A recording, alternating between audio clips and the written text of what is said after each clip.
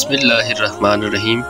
اگر معدہ درست ہو تو وہ رگیں صحت لے کر جاتی ہیں، اور اگر معدہ خراب ہو تو رگیں بیماری لے کر جاتی ہیں۔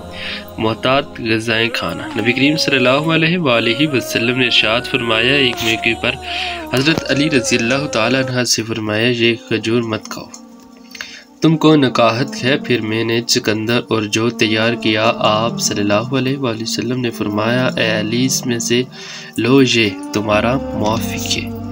بھوک سے پناہ۔ نبی کریم صلی اللہ علیہ وآلہ وسلم نے ارشاد فرمایا، اے اللہ، میں آپ کی پناہ مانگتا ہوں بھوک سے، وہ بھوک جو نیند کو ختم کرتی ہے۔ ورزش۔ نبی کریم صلی اللہ علیہ وآلہ وسلم نے ارشاد فرمایا، تیر اندازی بھی کیا کرو اور سواری بھی کیا کرو۔ مساجد کی تعمیر و صفائی۔ جنت کا گھر۔